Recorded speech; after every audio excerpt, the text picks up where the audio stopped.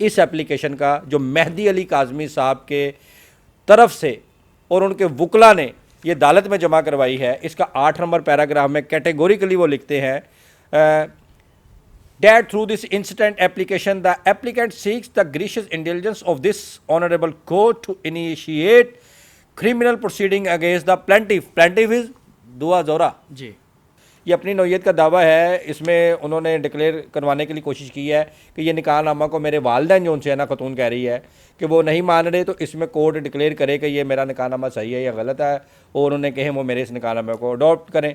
तो इसके ऊपर जो मेहदी अली काज़मी साहब के वकला हैं उन्होंने उनकी तरफ से वकालतनामा जमा करवाया है और एक एप्लीकेशन दी है 8 सफ़ात पर मुश्तमिल। ये अंग्रेज़ी में लिखी हुई है और जो दावा है वो उर्दू में 3 सफ़ों का ड्राफ्ट हुआ है। अस्सलाम वालेकुम नाजरीन, मैं हूं आपका मेज़बान आयान सरवर और आप देख रहे हैं तुम पाकिस्तान। नाजरीन, हमारे साथ इस टाइम इमरान जावेद कराची साहब मौजूद हैं और सीनियर एडवोकेट हैं और एक सोशल मीडिया के ऊपर एप्लीकेशन गर्दिश कर रही है जो काज़मी साहब और उनके वकील की तरफ से दी गई थी और मगविया बच्ची के ऊपर FIR दर्ज हो रही है और इस बारे में पूछेंगे कि वो FIR क्यों हो रही है। अस्सलाम वालेकुम सर। जी वालेकुम अस्सलाम। अच्छा सर, मुझे ये बताएं जो मगविया बच्ची के ऊपर एप्लीकेशन दी गई है, FIR हो रही है, वो किस बेस पे हो रही है?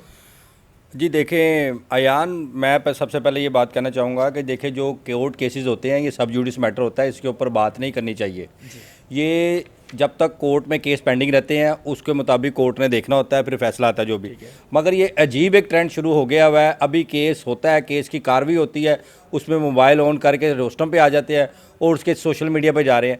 देखिए इसके 2 रुख है। एक तो पॉजिटिव ये तरीक़ेकार होता है कि आप माशरे में लीगल डेवलपमेंट कर रहे हैं, लोगों को बड़ी आगाही हो रही है, और दूसरी साइड पे होता है कि आप उसको मनफी लेके जाते हैं और दूसरों को अंडरमाइन करने के लिए करते हैं, ये गलत है। अब ये जो आज की आप ये सर्टिफाइड कॉपी वगैरह सारी लेकर आए हैं और ये इसमें जो दिखा रहे हैं ये जनाब एक दरख्वास्त है अंडर सेक्शन 151 और 476 CRPC के तहत और CPC के तहत जो दी गई है, और इसमें मुतल्लका एक सेक्शन लिखे है। इसका जो नेक्सिस जो मैं समझाऊँ जो सारा दिखा है, ये एक लाहौर में 23 जुलाई को दावा दायर किया गया था। एक मगविया बच्ची दोहा ज़हरा वल्द अली अहमद काज़मी और जोजा ज़हीर अहमद जो हाल मुकीम दारुल उलूम लाहौर में है। ये एक दारुल उलूम लाहौर में 23 जुलाई को कोई बच्ची दाखिल थी, उसने एक दावा किया था अपने वालिद के ख़िलाफ़ सैयद मेहदी अली काज़मी और नंबर 2 रिस्पोंडेंट साइमा काज़मी। दावा किया है, दावा इस्तक़रार है, सूट फॉर डिक्लेरेशन इसे बोला जाता है कानून की लैंग्वेज में, कि ऐसी कोई भी चीज़ जो पब्लिक डॉक्यूमेंट है, आया वो गलत है या सही है, इसे कोर्ट डिक्लेयर करे।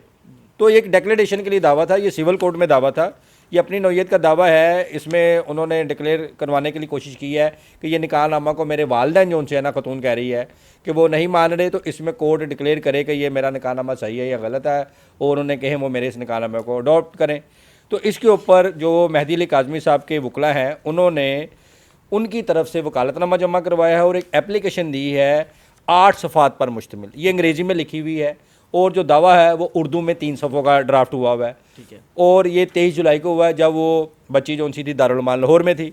अब इसके ऊपर 23 जुलाई को दावा हुआ, तो उसके बाद ना छुट्टियाँ आती है, समर वेकेशन, अगस्त में छुट्टियाँ नहीं, 1 महीना, 6 सितंबर की डेट थी। उसके ऊपर ये वकला हजरात पेश हुए, एक एप्लीकेशन दी और साथ वकालतनामा दिया। अब इसमें मैं बड़े अदब के साथ कहना चाहूँगा, ये प्रोरोगेटिव तो आई, आप इन वकील साहब से जाकर इंटरव्यू कीजिए। जी जी इंशाल्लाह करेंगे। उनसे ये पूछिए। ये फ़हद अहमद सिद्दीकी साहब हैं और दूसरा मौज़म अली हैं, इनका ये दरख्वास्त पे नाम लिखा हुआ है। और इसमें दरख्वास्त जो दी गई है, दरख्वास्त ये दी गई है कि जो प्लेंटिफ मुद्दइया है इस दावे की, जिसका नाम दुआ ज़हरा जोजा ज़हीर अहमद साकन हाल मुकीम दारुल उलूम लाहौर है, उसके ख़िलाफ़, और जिसने ये दावा दायर किया है जो वकील साहब है उनका नाम है अली जाफरी एडवोकेट, इन दोनों के ख़िलाफ़ फौजदारी कार्रवाई करते हुए आप FIR दर्ज करें। मैं उर्फ़िया में बता रहा हूँ, FIR का मतलब होता है फर्स्ट इन्फॉर्मेशन, उसमें लोग ज़रा जल्दी समझ जाते हैं, और वो होती CRPC के सेक्शन 154 के तहत है। तो उस तरह की कार्रवाई कोर्ट से मांग रहे हैं। तो ये बहुत एक दुख और तकलीफ वाली बात है कि किस तरह की लिटिगेशन शुरू हो गया हमारे माशरे में कि अब हम वकला के ख़िलाफ़ भी ऑर्डर मांगेंगे। मेरा उनसे चाहे लाख किसी बात के ऊपर इख्तलाफ हो, हम लॉयर्स में एक यूनिटी है, एक इंटीग्रिटी है और एक इत्तेहाद है कि हम जो उनसे है ना प्रोफेशनल अंदाज से रोस्टम की हद तक, कोर्ट की हद तक एक दूसरे के खिलाफ होते हैं, बाहर निकल के हम किसी वकील से आपस में अनाद नहीं रखते।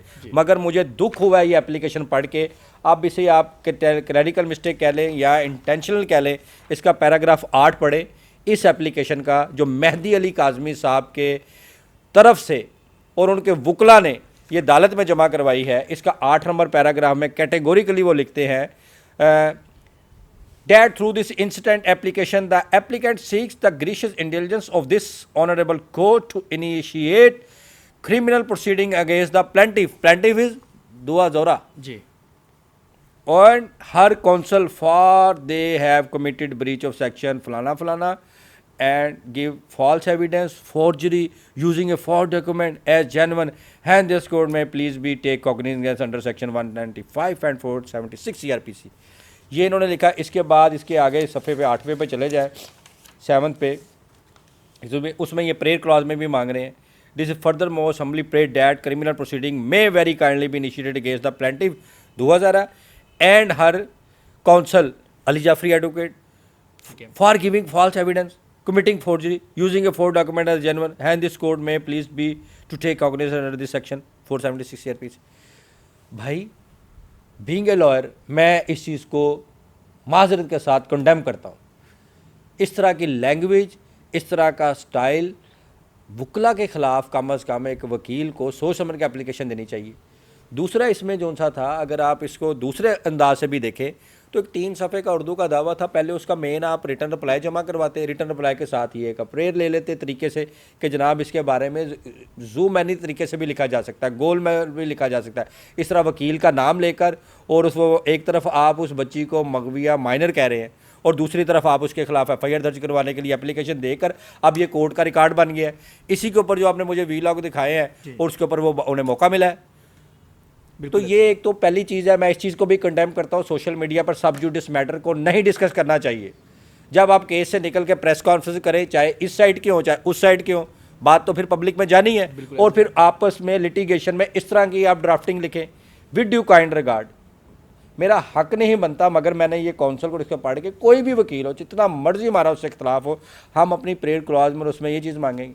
There is a separate forum भाई, आप जो सीनियर लॉयर हैं, there is the Punjab bar council and the Sindh Bar Council। Is this way to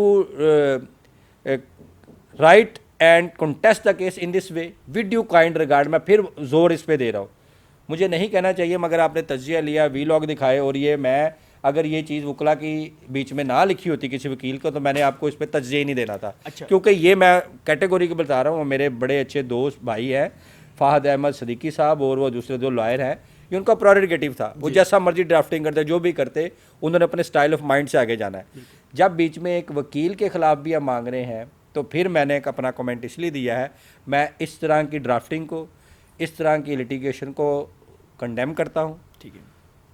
और दूसरा ये सजेस्ट करता हूँ बड़े हम्बल अंदाज से कि आप भी ज़रा सोच समझ के ड्राफ्टिंग और ये चीज़ें कीजिए। अगर इसी तरह वो लॉयर भी आपके खिलाफ ये दरख्वास्त दे दे, आपका बीच में नाम मेंशन करके दे दे, तो फिर कितना बुरा ये लगे, और ये ट्रेंड चल पड़ेगा, ये नहीं होना चाहिए। इसलिए मैंने अपना तज्जिया दिया है विद ड्यू काइंड रिगार्ड। और जहाँ तक आपने ये दरख्वास्त का कहा है, दरख्वास्त का जो फेट है, जो इसकी किस्मत है, ये कोर्ट डिसाइड करेगी। अब जाहिर है वो भी इसका जवाब तैयार कर रहे हैं। इस दरख्वास्त का जवाब तो उन्होंने भी देना ना, बिल्कुल। वो कौंसल भी देंगे और वो उनके बिहाफ पे ऊपर सारी उनकी लीगल टीम जवाब देगी, वो भी जवाब दे के आएंगे। अब इनकी भी जवाब होगा, तो इसका क्या आएगा? अच्छा। दोनों तरफ से जगह सही होगी। तो मैं दोनों तरफ से इस तरह के लिटिगेशन को कंडेम करता हूँ और बड़े अदब से करता हूँ। Please be think again about your this kind of applications. अच्छा सर, यहाँ पे एक छोटा सा सवाल मेरा ये भी है कि काज़मी साहब की अब जो लीगल टीम है लाहौर के अंदर, पहले मोहम्मद फयाज रामे साहब थे जो इस केस को देख रहे थे शुरू से लेके अब तक, और अब ये नए जो वकील आए हुए हैं उन्होंने हायर किए हैं, क्या इनके अंदर क्या आप डिफरेंट फील करते हैं? देखिए, डिफरेंट कोई नहीं, हर वकील का अपना डेकोरम है और हर चीज़ है। तो इसमें यह है कि ये फ़ाहद अहमद सदीकी साहब जो पहले लिटिगेशन हुई थी ना, उस वक्त 23 जुलाई को या 28-29 जुलाई को, जिस वक्त, या 24-25 जुलाई को, मुझे डेट एग्जैक्ट याद नहीं है, तो इन्होंने बड़ा अच्छा कंटेस्ट किया था केस फ़ाहद अहमद सदीकी साहब ने, और फयाज रामे साहब उस वक्त कराची में थे, तो उसी केस के सिलसिले में गए हुए थे। ये सारे मेरे हिसाब से तो एक ही टीम है।